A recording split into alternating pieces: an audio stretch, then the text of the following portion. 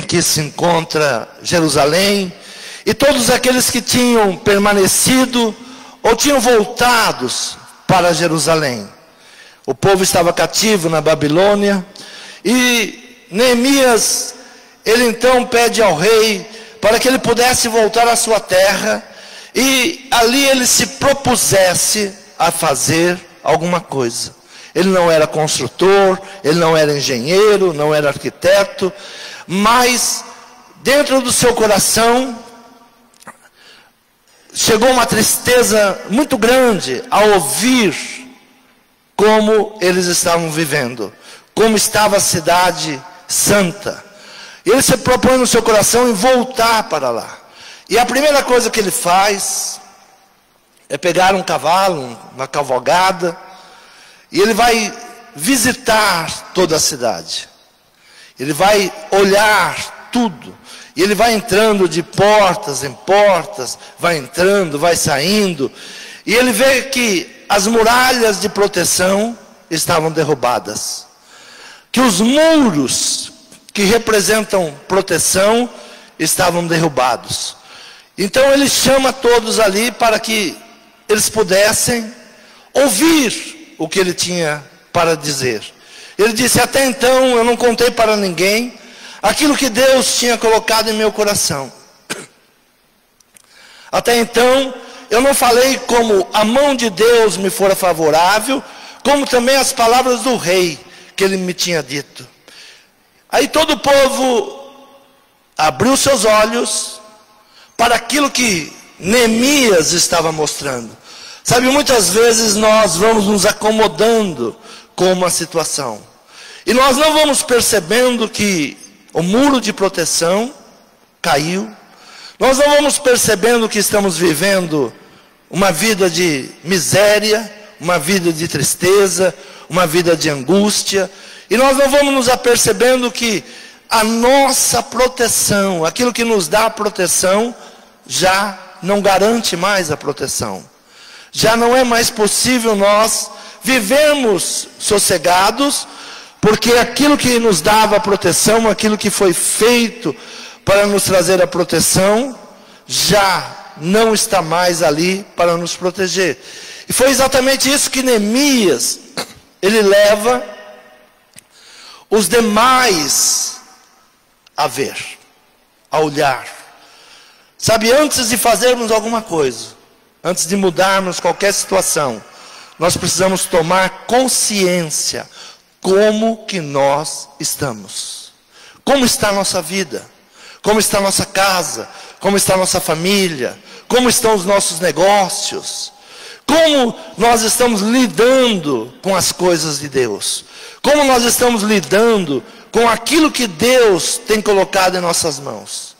E muitas vezes o povo, eles se baseavam que a cidade era santa, e que o problema era dos caldeus que tinham invadido Jerusalém.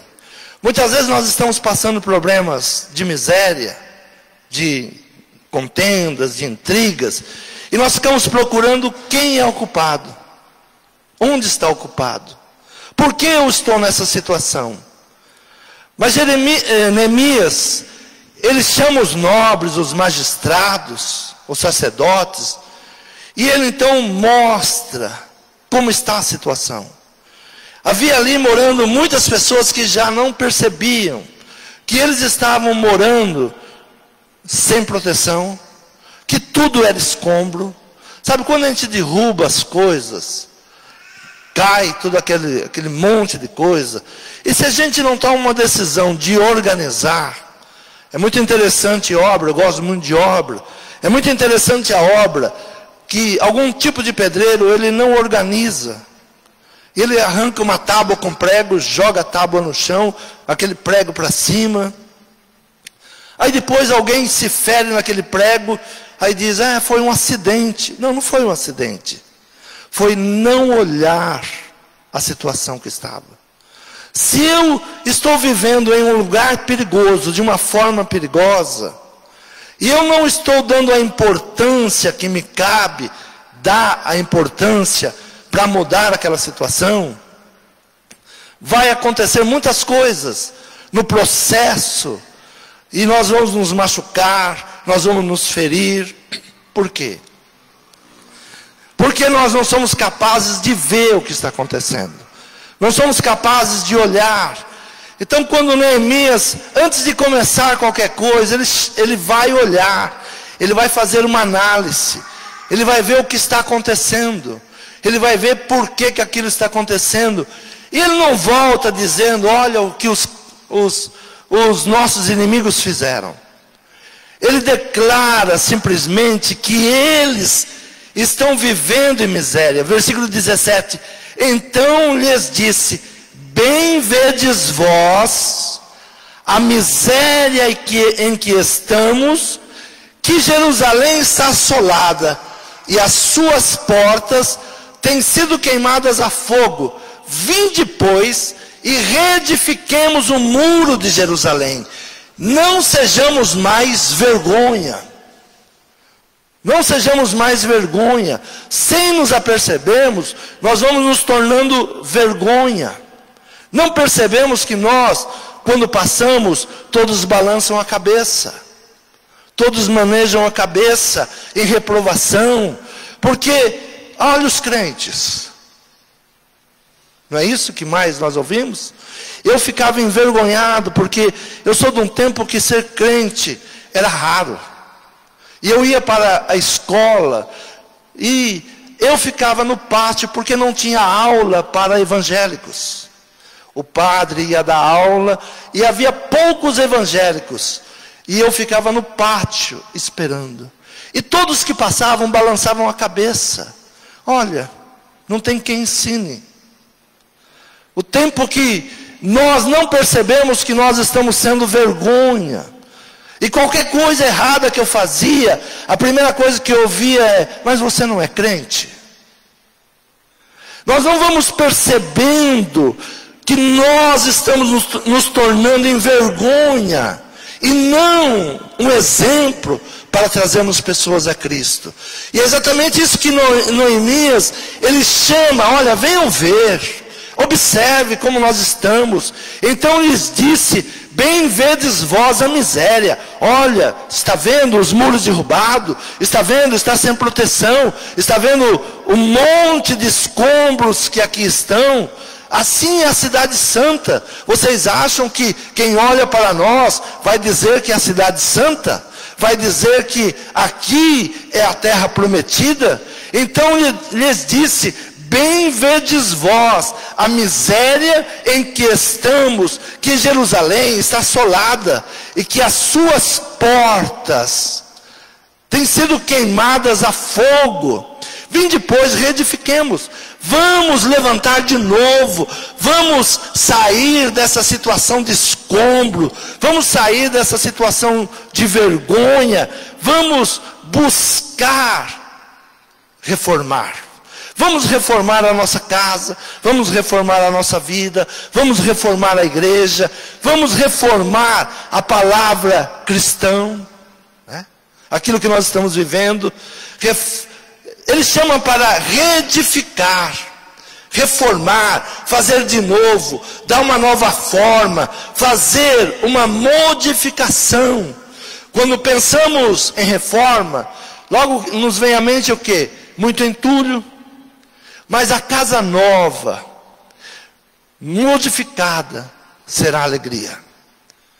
A construção, a reforma, é algo muito ruim. Tem muito pó, tem muito escombro, temos que tirar muita coisa ruim, temos que tirar algumas madeiras que estão estragadas, temos que trocar algumas peças. Mas depois, quando a coisa está reformada, nos enche de alegria.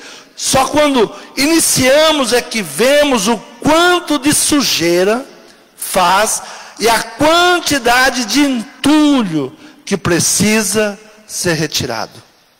A quantidade de entulhos que precisam ser retirados. Daquilo que precisa ser removido, levado para longe, levado para o monturo. O arquiteto, ao iniciar um projeto, ele tem que ter na sua mente um esboço daquilo que ele pretende fazer. Quando você se casou, você fez um esboço da família que você queria. Quando você desejou ter um filho, você fez um esboço de como seria o seu filho. E você agora vendo tudo acontecer, você tem que parar, olhar, analisar, se perguntar onde eu tenho errado. O que eu preciso fazer para ser diferente? Quando Deus, Ele projetou o homem, e a palavra diz, apóstolo Paulo, que Deus é o arquiteto. Há uma diferença de engenheiro para arquiteto, né? O engenheiro, ele quer a coisa bem resistente, forte, ele não se preocupa com a beleza. O arquiteto, ele já gosta de ver algo bonito, algo que enche os olhos, algo que as pessoas vão chegar e vão falar, que lugar bonito. Não é assim? Então Deus, Ele é o arquiteto. Ele não quer que você apenas seja forte, mas Ele quer que você seja bonito, tenha um bom cheiro, seja agradável. Permita Deus fazer a reforma necessária. Não se importe com o montante de entulho que a reforma vai demolir, paredes que impedem o crescimento da espiritualidade. Quantas paredes nós temos em nosso coração que precisam ser derrubadas? Quantas paredes nós precisamos derrubar em nosso coração? Alguns anos atrás, eu li um livro chamado A Patrola de Deus. E aquele escritor dizia o seguinte: quando Deus entra, Ele entra com a patrola. Porque Deus não vai construir em cima de uma estrutura ruída. A pior coisa que se faz numa reforma é querer aproveitar algo ruim. Eu vou aproveitar essa parede. Não, essa parede aqui deixa. Aí quando você faz todo o resto bonito, você vai naquela parede. Aí você vai ver que vai precisar 10 centímetros de massa para igualar ela, porque foi feita toda torta. Tem coisas que precisam ser derrubadas. Deixa Deus começar do zero. Deixa Deus derrubar paredes do passado. Quantas coisas nós trazemos em nosso coração que deveria ter ficado lá no passado. Lá no passado. Quando o Senhor diz assim: eu vos farei novo homem. Deus quer fazer uma criatura nova. Mas nós queremos manter algumas coisas do passado. Tristezas do passado, decepções do passado, angústias do passado, ódio do passado, mágoa do passado. Se nós nos achegamos a Cristo, o que diz a palavra? Nova criatura. Deixa Ele te transformar. Mas eu sou assim mesmo. Não. Se Cristo está em nós, não mais vivo eu. Cristo vive em mim. É Cristo. Se eu declaro que eu sou assim mesmo, e você tem que me aceitar porque eu sou assim mesmo, eu não estou sendo cristão. Porque eu tenho que mostrar Cristo. Eu tenho que ser Cristo. Eu tenho que apresentar Cristo. Eu tenho que, quem olhar para mim, ver Cristo. Não mais vivo eu, mas Cristo vive em mim. O Senhor nos faz de novo. Veja que Jesus não disse assim: eu vou te reformar, eu vou te fazer melhor. E nessa semana, comentava com uma pessoa, não é da mesma linha cristã nossa. Estive com ela em um lugar e ela disse assim: olha, eu creio que nós vamos nos aperfeiçoando. E às vezes precisamos até viver outras vidas para nos aperfeiçoar. Não é evangelho.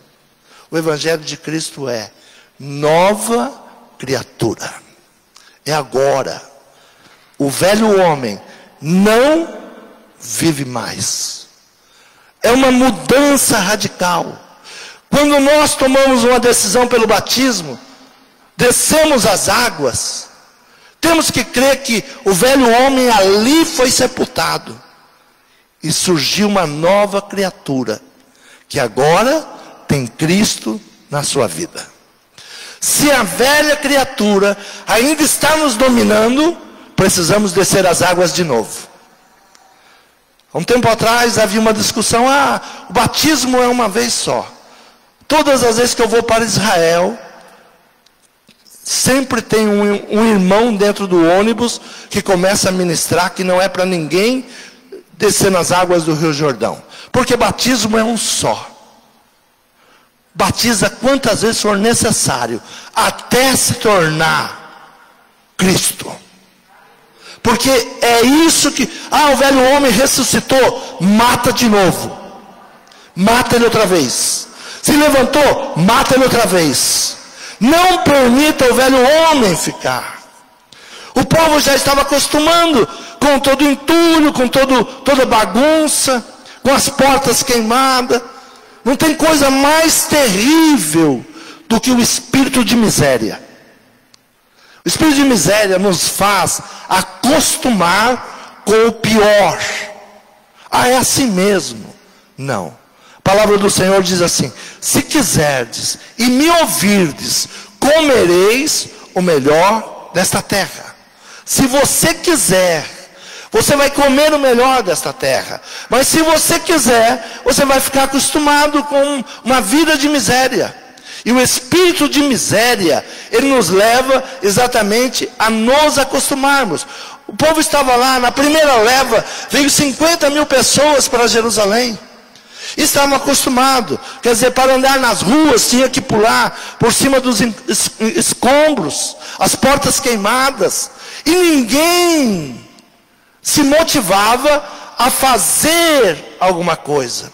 Veja no versículo 18: então lhes declarei como a mão do meu Deus me fora favorável, como também as palavras do rei que ele me tinha dito. Então disseram: levantemo-nos e edifiquemos, e esforçaram as suas mãos para o bem. Diga: as minhas mãos precisam se esforçar para o bem. Ter um objetivo, eu preciso me esforçar para mudar essa situação. Preciso me esforçar para que haja uma mudança completa. No capítulo 2 até o de número 6 de Neemias, só fala dessa reforma, só fala desta construção, de levantar os muros, de tomar novamente uma posição. Se esforçaram para o bem. Então, é necessário ter um esforço para o bem. É necessário querer o bem. É necessário buscar o bem. O apóstolo Paulo, ele diz algo muito interessante. Ele diz: o bem que eu quero é difícil, mas o mal que eu não quero já está em mim. Não precisa esforço. Para fazer o mal não precisa esforço. Ele já está dentro de nós. Não precisa nenhum esforço para fazer o mal. E tomar então decisão. Versículo de número 20, de número 19, diz assim: o que ouvindo Sambalate, Oronita, e Tobias o servo Amonita, e Gesem o árbitro, zombaram de nós, e desprezaram-nos, e disseram: que é isto que fazeis? Quereis rebelar-vos contra o rei? Sabe, sempre que você se coloca num caminho, eu quero isso, quero certo. Eu não aceito mais algumas coisas. Sempre alguém vai zombar, vai falar que você não sabe, que você não entende, que é melhor ir pelo outro caminho, ou melhor não fazer nada. Todas as vezes você vai ter adversários. Todas as vezes. Se você começa a prosperar, pode saber que vai ter pessoas te invejando. Se você começou a conquistar, às vezes você não sabe nem o porquê estão te invejando. Mas vai ter pessoas invejando. Então aqui já começa. Essas pessoas estavam lá, nunca fizeram nada, nunca pensaram em melhorar, aceitavam a situação do jeito que estava. Agora quando Neemias vem, ele se torna o quê? Alguém desagradável. Ele vai fazer aquilo que eu não fiz. E quando começa então a levantar, quando você começa a fazer o que os outros não fizeram, aí vem as palavras contrárias. Aí se levanta contra. Aí dizem coisas contra você. Então, vai, esforça, continua firme. No versículo 20 ele diz: então lhes respondi e disse. É o que nós temos que ter na nossa boca. O Deus dos céus é o que nos fará prosperar. Quem é que tem feito você prosperar? Deus. Deus. É Ele. Acontece algumas coisas na minha vida que você pode perguntar como? Eu me pergunto, como? E eu sei a resposta. Como Neemias, o Deus dos céus tem me feito prosperar. O Deus dos céus. Eu tenho capacidade? Não. Tem muita gente melhor que eu? Tem. Tinha muitas pessoas melhores do que Neemias? Tinham, mas eles não fizeram. Eles não fizeram, não queriam fazer. E ele começou a fazer. Então a única resposta que nos cabe, o Deus dos céus é o que nos fará prosperar. E nós, seus servos, nos levantaremos e edificaremos, mas vós não tendes parte, nem justiça, nem memória em Jerusalém. Deus nos fará prosperar. Deus nos fará vencer. Deus nos fará ir além. No capítulo de número 4, então já começam até a pensar em matar Neemias. Judá, capítulo 4, diz assim, versículo 10. Então disse Judá: já desfaleceram as forças dos carregadores, e o pó é muito, e nós não poderemos edificar o muro. Veja que sempre vai chegar pessoas perto de você e falam assim: nós não vamos conseguir. Mas ele está dizendo: você não vai conseguir. Eu sei que eu já não consigo, então eu quero que você não consiga também. Veja qual era a palavra de Judá. Muitas vezes nós não nos apercebemos que muitas pessoas que se achegam a nós, como amigos, como conselheiros, ao invés de nos trazer uma palavra boa, traz uma seta maligna. E nós estamos desapercebidos. Não nos apercebemos. E a palavra parecia muito boa. Então disse Judá: já desfaleceram as forças dos carregadores. Sabe o que eu menos gosto? E eu ouço essa palavra há mais de 23 anos. Você está cansado. Eu olho para mim e falo: não, acho que não. Eu tenho força ainda para ir mais longe.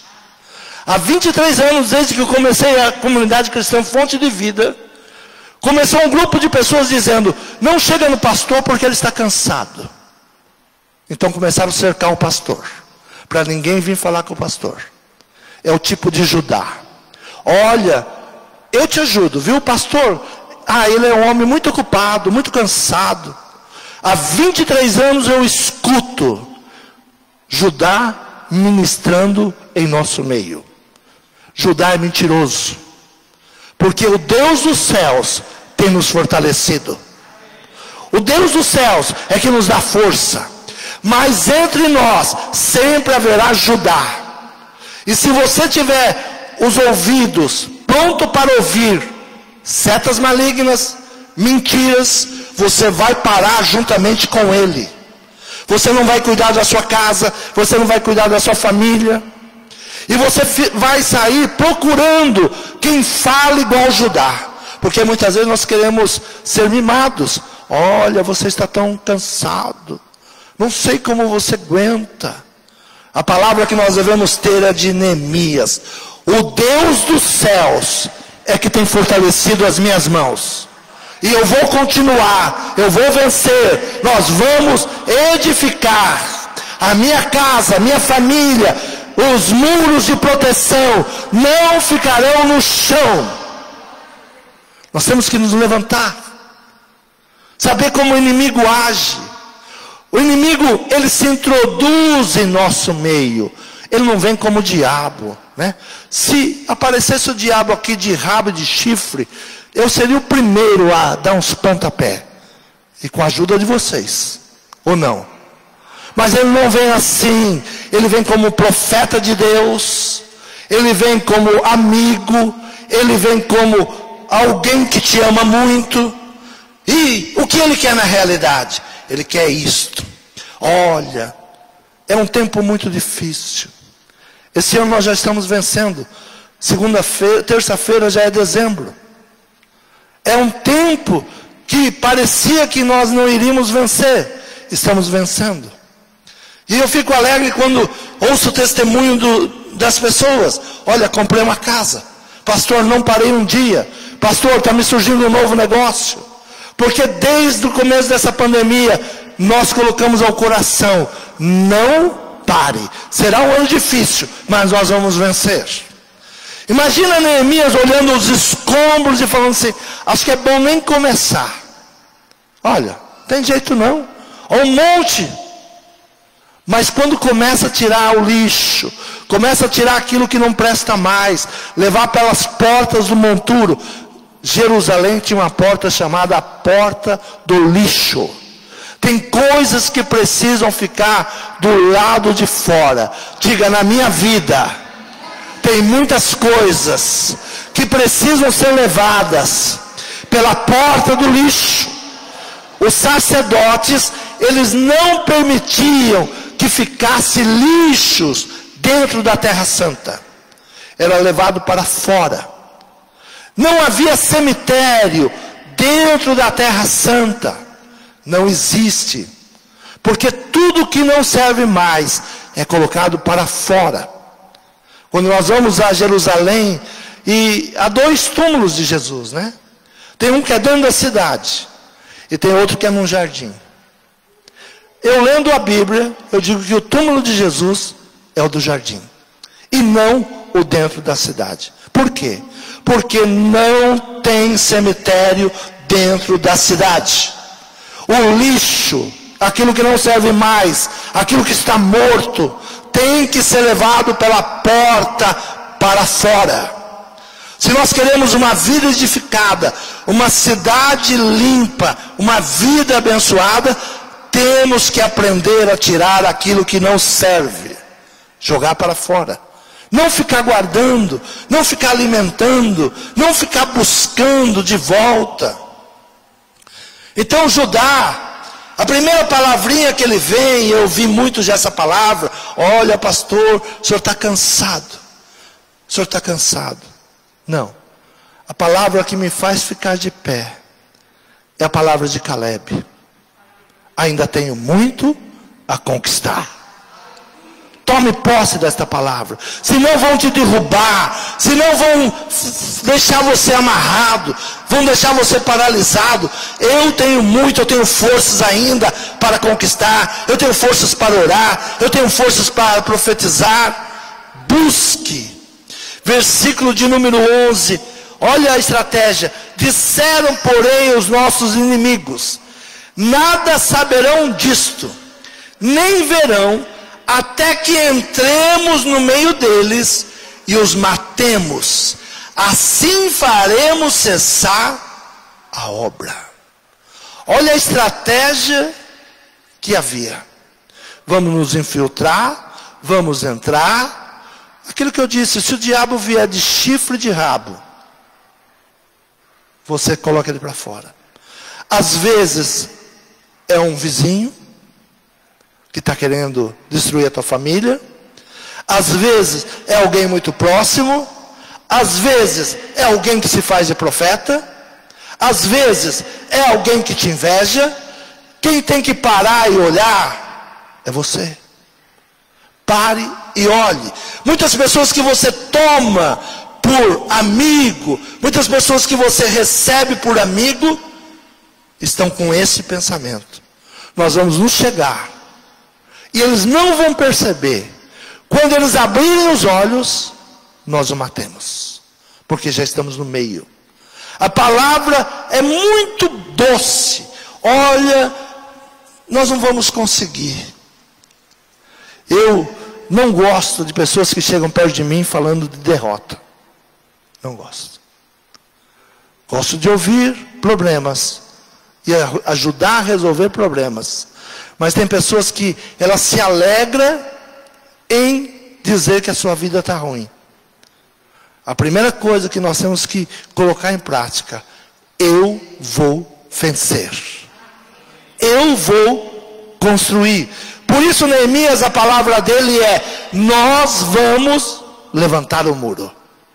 Ele não perguntou como, não perguntou quantos homens tinham, mas disse: nós vamos levantar o muro.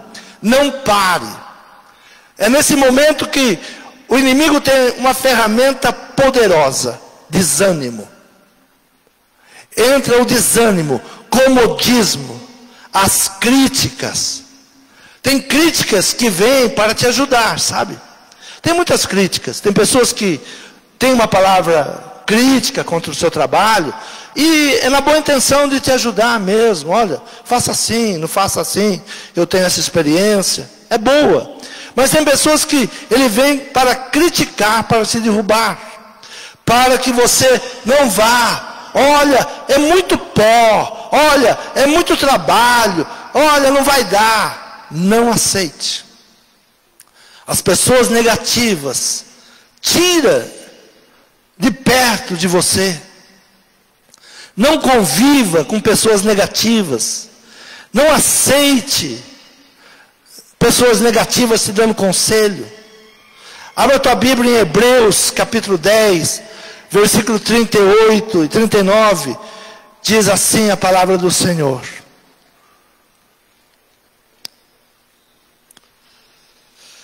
Hebreus 10, versículo 38 e 39. Mas o justo viverá pela fé.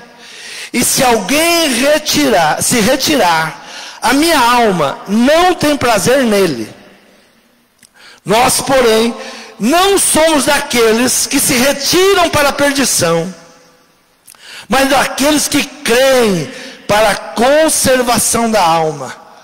A primeira decisão: eu tenho que ter fé. Como é que você vai vencer? Eu creio. Deus está comigo. Deus vai me ajudar. Deus vai me dar sabedoria. Deus vai me dar inteligência. Eu vou sair dessa situação. Mas o justo viverá pela fé. E se alguém se retirar, a minha alma não tem prazer nele. Quando você para, quando você desanima, quando você desiste, quando você se dá por vencido, Deus não tem prazer em você. Não diga que você está cansado. Não diga que você vai desanimar. Não diga que você não tem mais força. É tudo que o inimigo quer ouvir. E ele vem, como Judá veio, tentando o quê? Estimular. Olha, tem muito pó, não vamos conseguir. Neemias não ouviu essa palavra. Ele disse: nós vamos. As pessoas negativas são aquelas que com suas palavras ou atitude tentam roubar a nossa fé. Quem são as pessoas negativas? Aquelas que estão tentando roubar a tua fé. Oh, você vai na igreja para quê? Olha, você é pecador, né? Tem pessoas que elas se tornam um conselho de tão santa que ela já condena todas as outras, para que aquela pessoa nunca busque a salvação, nunca busque uma mudança. Mas parece tão bom. Olha, não vai dar não, para você acha que não tem jeito. Deus, Ele nos amou e Ele deu a sua vida para que nós tivéssemos vida. Então a primeira coisa que estão querendo te roubar é a tua fé, trazendo um quadro fixo de derrota, destruição e fracasso.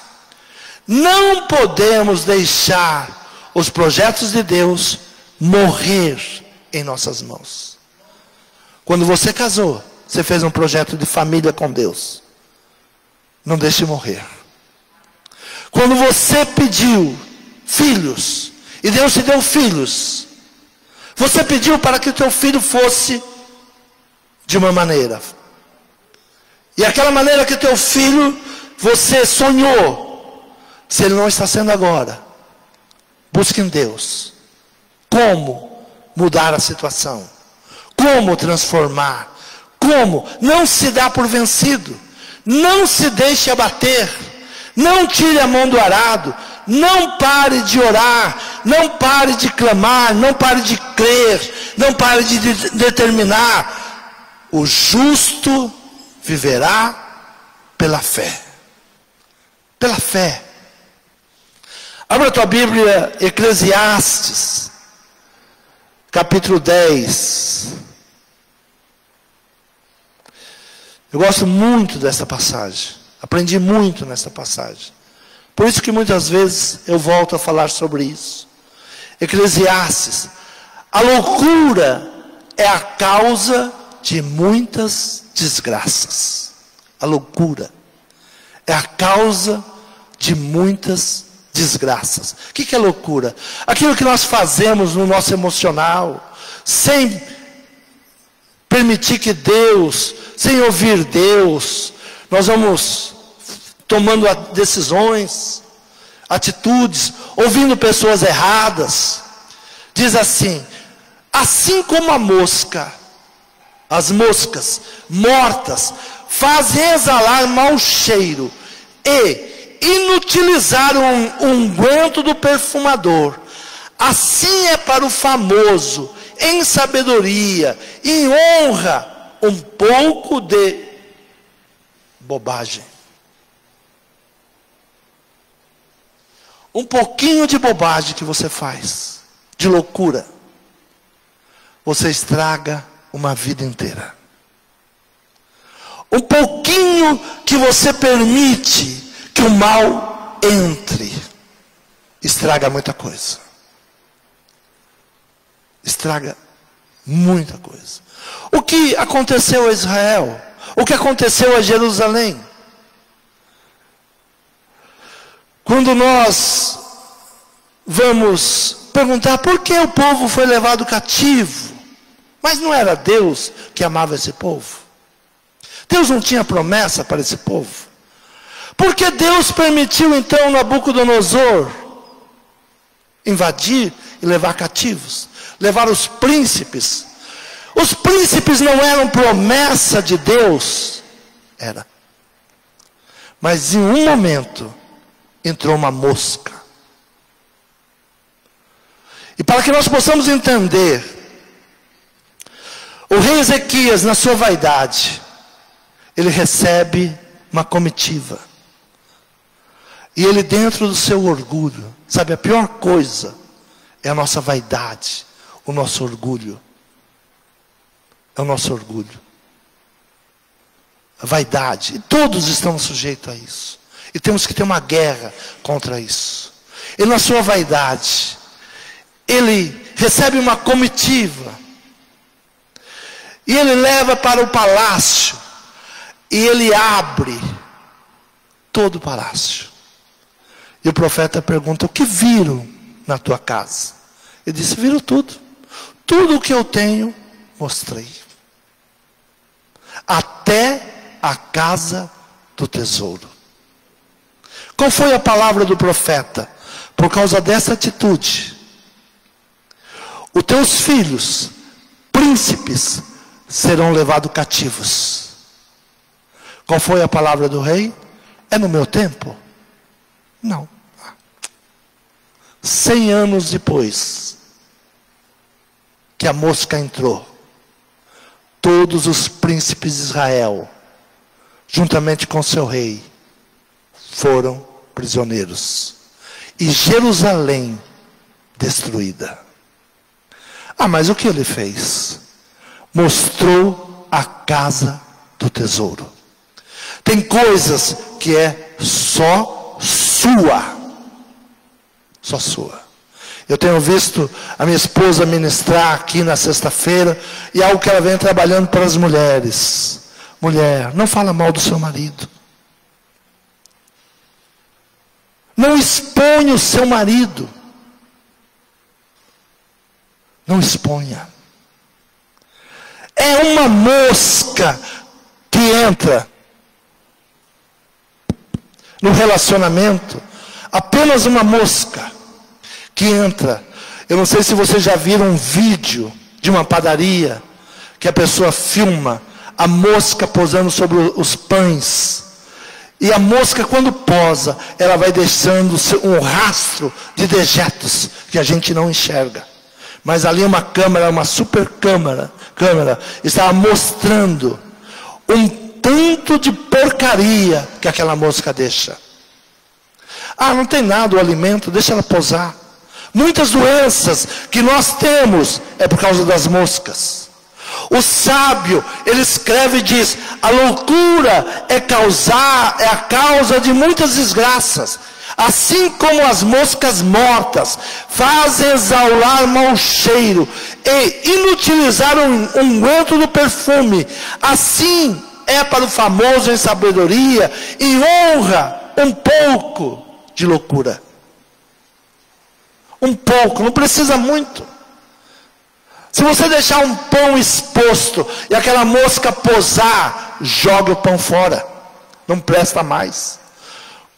O sábio diz que o perfume não servia mais. Se estraga um tonel de perfume por causa de uma mosca. Quantas moscas você tem permitido pousar? Quantas moscas têm entrado no seu relacionamento? Quantas moscas têm entrado na sua área financeira? No seu culto? Quantas moscas?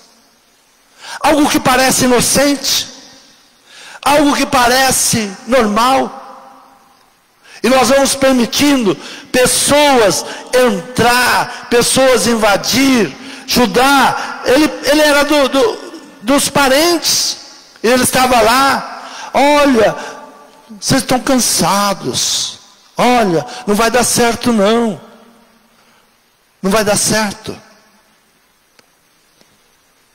Repense, o que Neemias levou os nobres, não era todo o povo. Diga, não é todo o povo. Você não é todo o povo. A palavra do Senhor diz que nós somos sacerdócio real, povo escolhido, povo santo. Ah, mas todo mundo faz. Primeira coisa que eu tenho que saber quem eu sou. Eu não sou parte do todo mundo. Eu sou um povo escolhido. Eu sou um povo separado. Eu sou sacerdócio real. Deus te chamou. Deus te separou. Deus te levantou.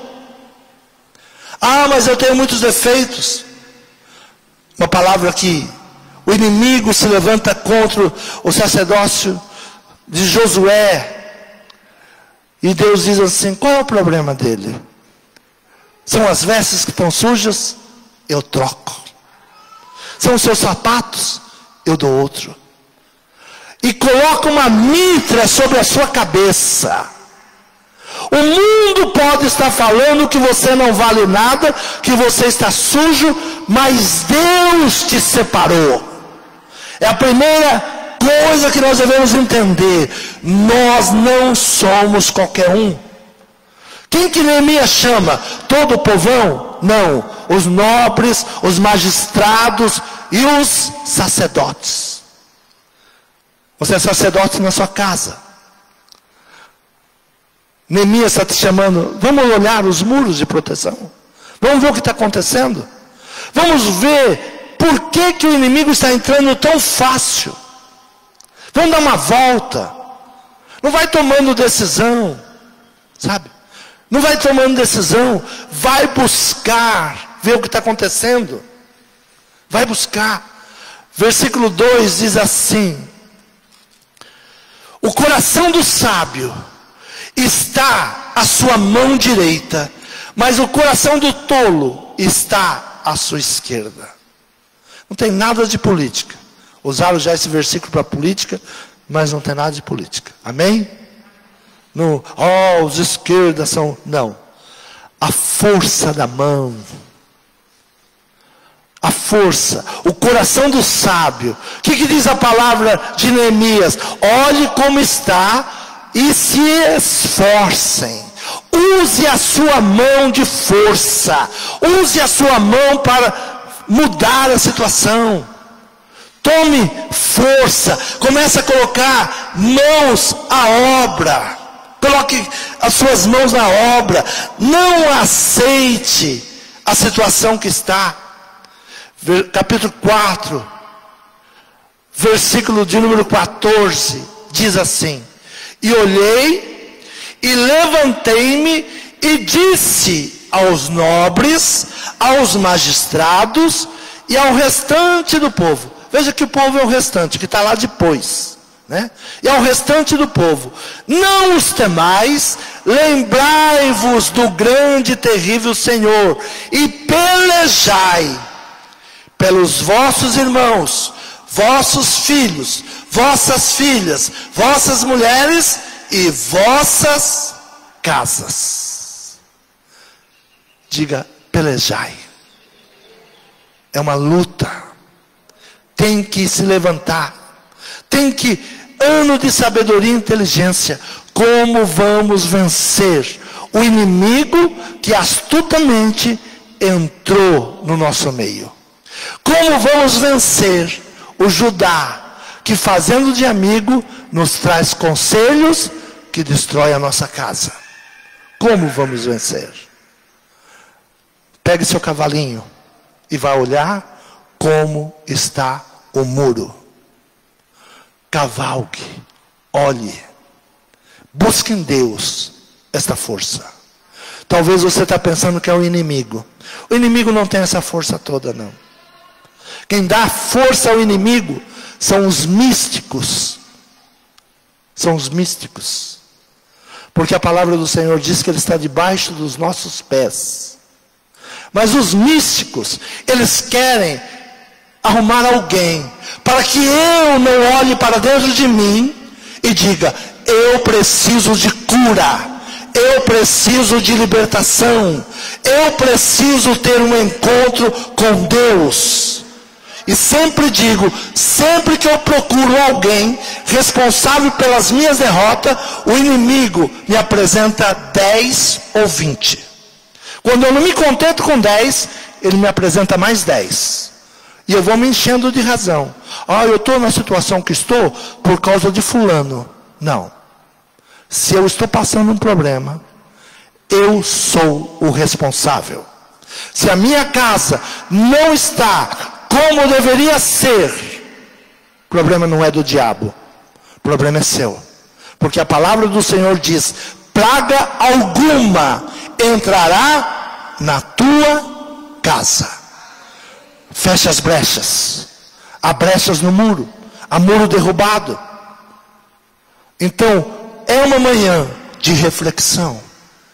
É uma manhã de olhar para o nosso país. Você toma uma decisão hoje para 4 anos.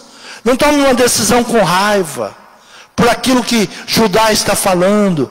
Saia, olhe. Foi feito algo bom na tua cidade? Ninguém vai resolver todos os problemas em 4 anos. Mas muitas coisas foram resolvidas, foram bem feitas. Pense nisso. Não, eu vou votar porque não aguento mais, eu estou cansado. Quando você está cansado, você se entrega para o inimigo.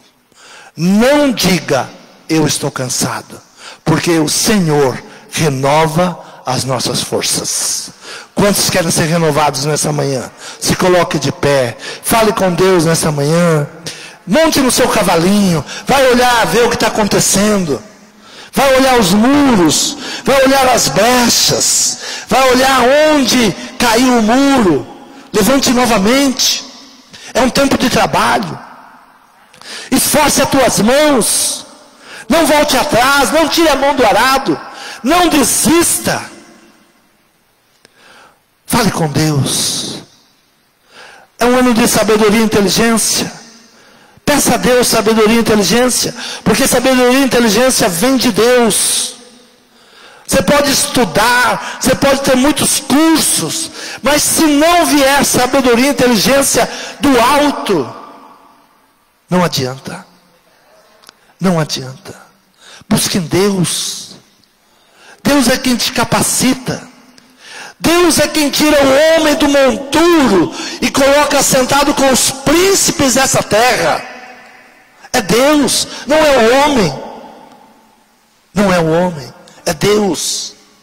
Fale com Deus essa manhã. Enquanto você está falando com Deus, você está rodeando as suas muralhas. Vai com um olhar de simplicidade, daquele que realmente quer mudar, não daquele que está procurando ocupado. Neemias subiu na sua cavalgadura, e ele não foi procurar quem era ocupado pelo muro ter caído. Ele foi olhar o que ele poderia fazer para colocar aquele muro de pé novamente. Comece a caminhar com esse propósito. Senhor, eu preciso colocar os muros da proteção da minha família, da minha casa, em pé novamente. Senhor, os muros caíram, o inimigo tem entrado, e nós temos servido de vergonha. Senhor, muda essa situação. Senhor, toma os casais nas tuas mãos, toma as famílias. Senhor, todo espírito contrário caia por terra. Senhor, todos aqueles que se levantam contra os teus ungidos, encontrem, Senhor, esse muro de proteção que é o Senhor. Praga alguma entrará na tua tenda, na tua casa. Temos que buscar em Deus. Senhor, como tu fortaleceste Neemias, fortaleça nossas mãos. Senhor, como o Senhor deu sabedoria a Neemias para lidar com Judá, nos dê essa sabedoria. Senhor, há muito Judá no nosso meio, muitos Judás, Senhor, se introduzindo como amigos, como bons vizinhos, e nós não vamos nos apercebendo que essa única intenção é destruir a nossa casa, é destruir a nossa fé. Senhor, nos dê sabedoria. Senhor, toma o teu povo nas tuas mãos nessa manhã. Senhor, tudo aquilo que não provém de ti, Senhor, todo entulho, todo embaraço, Senhor, mostra-nos a porta do lixo, para que possamos colocar para fora. Senhor, nos ajuda, Pai. Senhor, são muitos entulhos. Fortaleça nossas mãos. Fortaleça. Senhor, nos ajude a proteger os nossos alimentos. Nos ajude a proteger a tua palavra, Pai, para que a mosca não pose sobre a tua palavra, estragando aquilo que seria bom, aquilo que seria perfume. Senhor, nos torne nesta manhã uma manhã de cura, uma manhã de libertação, uma manhã de sabedoria e uma manhã de inteligência. Senhor, é o que nós pedimos e te agradecemos, em nome de Jesus. Quantos podem aplaudir ao Senhor? Graças a ti.